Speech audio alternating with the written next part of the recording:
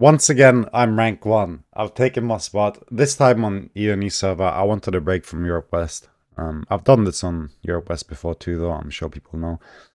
So currently, I'm sitting on 90% win rate in Masters. I haven't played after that on this count. Might play a little bit more, we will see. But in this video, I will share just a couple of tips that I have and just new things to try. And then we're going to look at one game solving a problem that I've found myself in more than once when it comes to late game and you're losing. But before that, we're just going to quickly talk about this count here. So during this count, I lost 6 games. And I do believe very strongly that I can do 100% win rate. I mean, we could obviously look at this game here, which was actually very unfortunate. Kha'Zix ended up taking all the kills and I could not get anything. So we ended up losing that one. So this one here, I was very unfocused in the start, and that's fair enough. But as all the other games go, you can look at this game here as an example. If it shows, I don't want this video to be too long, but as you can see, most people were not very useful. And on Kog'Maw, I find myself overforcing a little bit more than usual. I was playing jungle here though, and the Sire was 4-0 and they ended up dying 10 times. So if I got ADC this game, I think I would have won. But we do dodge a couple of games, especially against the impossible comps, and then we do have to take some flip games as well. And that's just what it is, right? And just as it goes, like losing some games here. But it's just people running down and just things you can't really control. So as an example, this would be a flip game because Kindred is quite good in the Twitch, which is why I ended up going AP here, because I do find that to be slightly better against Kindred in general, since it's Kindred is slow about neutralizing your ultimate, but when you're playing AP, you're not as ult-reliant as you normally would be. But again, you can see people are just straight up bringing it down. So yeah, at the end of the day though, I do think 100% is possible, and that is something I will definitely try again in the future. Probably on the Europe West server, but again, as I said, I was very tired of playing on Europe West. I just wanted a little break. So we ended up playing on ENE this time. And all I really cared about was just getting this rank 1. Even though it doesn't mean anything, I just think it's funny, because some people tend to glorify it. So I just kind of like, it's like a funny like lore, you know? And for those that don't know or haven't looked here, I mostly play with Yuumi. They play some Lulu, but for the most part they play Yuumi. And the first advice that I'm now going to get into is just a build that I've been doing that I think is actually very good, especially with Yuumi. And that is to go shieldbash and revitalize. Because shieldbash, unironically, actually does low damage, and it gives you armor. So while also giving you some form of defense, it also gives you good offense. And you can see in a lot of these games here, I mean, in jungle, I'm pretty sure I don't play it. Then I just play certain impact. And you can see here the damage is 12.4k, right? And then we can look at a game like this here, where shieldbash does 400, and then in this game here, shieldbash does 800. In this game here, shieldbash did 1600, but this was a flex game. But still, you can see that it deals damage, and that's the only thing that matters, because you are able to go revitalize, which makes you tankier, right? Allowing you to just buff and make you a little bit stronger. Also buffs your barrier too. And it still gives you some offense, and I really like that. However, in next play, shieldbash is being nerfed, so I don't think this will be very viable.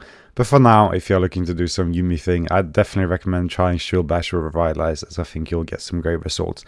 The second thing I kind of just want to talk about is AP, bot lane. I'm sick, so I'm coughing, but I'm good. I'm going PTA. I know people used to go Hailblades before, right? But now, I do think that trying AP with PTA is actually really good. I mean, unless you're playing mid lane, then I guess you can play Hailblades. But for bot lane, I actually really like PTA with AP. It gives you like a little bit more, like a lot more damage, while also allowing you to just keep Triumph, Alacrity, Q, all of these things. And you can see again, I'm going just Shield Bash, Revitalize, just keeping the same runes, so I'm able to be flexible, right? Because before you would probably feel a bit locked. Like, I'm going AP, so I'm going Hail Blades. I'm going AD, I'm going PTA. But here, I can just stay the same runes, and I can just swap to whatever I want. You can see here I'm playing Ultima Hunter. I really like Ultima Hunter, though. I will say that too. But just generally speaking, I definitely do think this is very underrated. And with Yuumi, possibly Lulu too. So I would definitely recommend trying it. And as for AP, definitely try PTA with AP. I do think it's underrated as well. I know people have played it in the past, but it's so like voted into the playstyle that people are like, are you going AP? You need to go Hail Blades. And of course, here, since I'm playing with Yuumi, I just go Triumph because I don't need Presence of Mind because Yuumi refunds mana. So I can just keep Triumph. If you're looking for more sustain, you can go Absorb Life, right? So going Yuumi just allows you to keep these runes here and not have to worry about mana at all. So I really like that too. But yeah, that's just my general advice for like builds you want to try. Like the one I've been playing the most, of course, is Collector, IE into Hurricane, or LDR for even more like initial damage. In jungle especially, you'll see me playing Collector, IE, LDR, Hurricane. And yeah, don't really have anything more to add on that. So AP, try PTA. Either build, try shieldbash, revitalize, 100% rate, etc. We're trying that. And as for the last bit, I played the game yesterday where I ended up losing. Once again, the same story. I'm playing on Europe West currently. I want to meet some of the pros before Worlds. I want to fist some of them. Famously, before I've played against Mickey when he was playing his Zed tier Skarner support, abusing that shit. I fisted him with Yuumi Twitch as well. And we ended up BMing him a bit, which was kind of funny. I think it was during Worlds too. But obviously he's in Europe West, it's a bit different. I'm not looking to BM, but I just want to play against them. And at that point, I am kind of like trying a bit harder to win. So you can see it's reflected in my games. Even on this count here now, we're currently close to 100 LP. Sorry, I need to cough again. I did take my cough juice, but it's not really working that great. So yeah, we're currently sitting at 90 LP. I had another account on Europe West that was 200 LP. I was playing on Twitch Jungle, but decayed. But as you can see again, it's just perma-fisting, right, for the most part. But the game I'm wanting to look at, I'm pretty sure it's this one. So we're going to quickly look at that one. This is kind of like puzzle pieces showing different scenarios in the game. And the one I kind of struggle the most with is making the right decisions, because sometimes I just want to force and I want to try and do something right in late game. But it's very important to like figure out how to do these situations. And up until now we haven't had sound because it's currently on my speakers, so I will fix that quickly by just going to properties, and yeah, we should have sound. We should not have sound. Properties. There we go. Alright. So again, I didn't really get fed this game, but I was quite strong. And again, we can see kind of like the same thing here, right?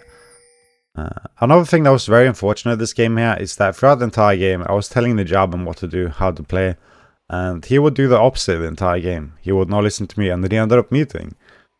Because he did not want to listen, apparently. So that was a hindrance. We did end up getting a lot of dragons though, which was really good. We did end up getting the saw. But then my first throw ended up kind of being here.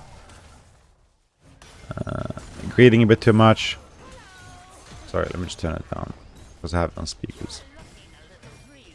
So one thing I definitely need to do a bit more when it comes to late game is just look at the minimap. But again, I'm so like...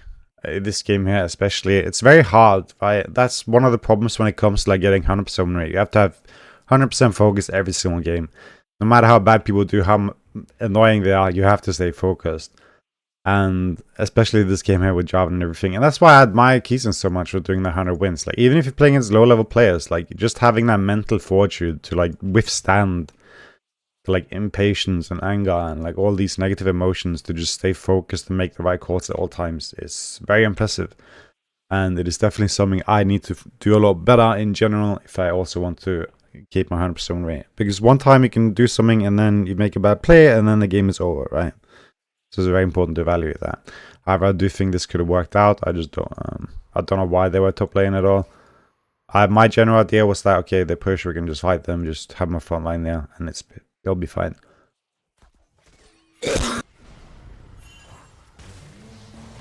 Actually coughed through there. But yeah, so you can just see I die here, right? And that is it. It ends up kind of working out though, but we do end up losing our entire base. Everyone ends up dying. But then I spawn back in again, and we kind of do the cleanup, right? Tower actually stands too. It's like at this point here, it's very good. Even though like I died and everything, like it's really good. I got shutdowns, and things are looking good. But then we're gonna look at the second situation here, because I think at top side this is even more like prevalent or like even more important, since the opening to top side is like straight behind the tower, whereas here you have to walk all the way around, right? You can see the difference where there's no direct entry right here. They will have to walk all the way around here, right? Whereas when it comes to top side, you have this direct path here.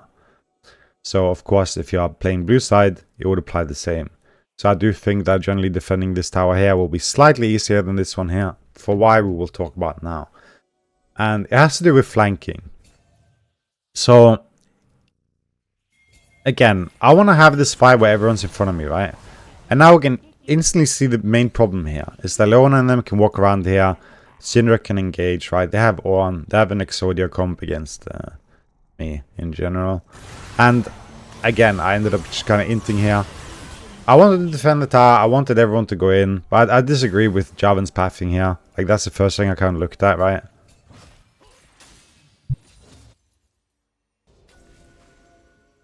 It's like, why would Jarvan jump over?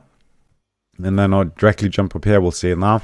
He positions himself on this side here.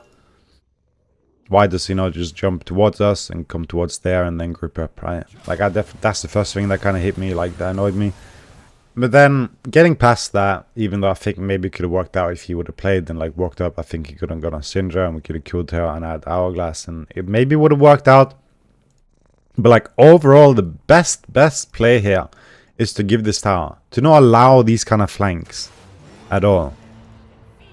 So if the lesson here then is, if they have compositions where they are going to look for these flanks, especially with like CC and shutdown and that, you don't want this to happen. And if you have to give up a tier 2 tower late game, it really doesn't matter.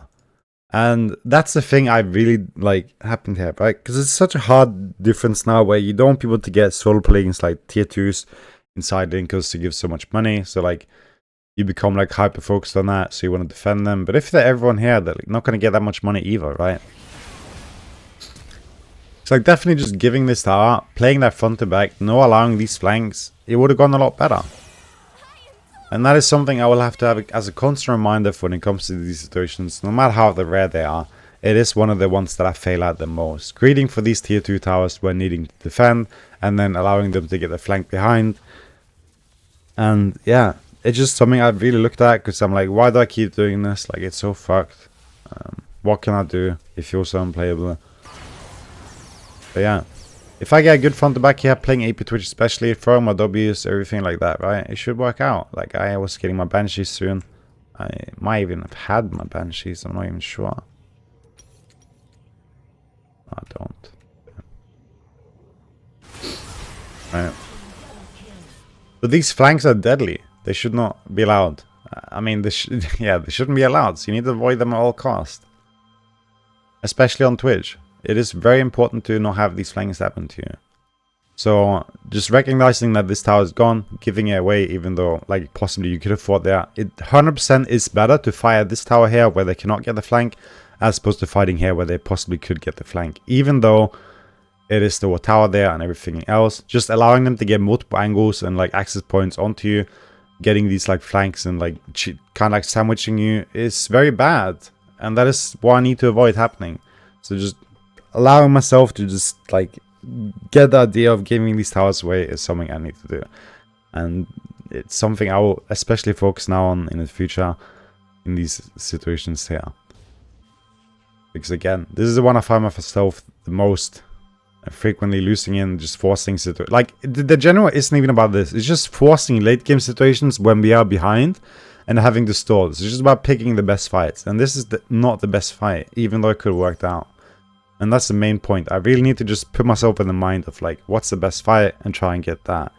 And then if I have to give something, I have to give it. I need one good fight. That's what I need. I can't take any bad fights.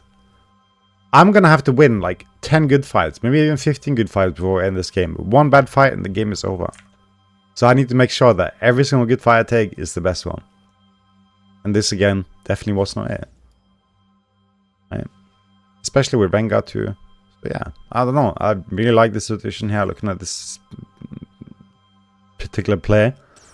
Because I find it interesting once again, and I will definitely be taking lessons from that. Even though it's something I'm aware of in general, it just feels very frustrating in the moment. But looking over it again, it helps. So yeah, that's it for this video. I hope you guys continue to have good morning, not sure and fish like that. And take care. Peace.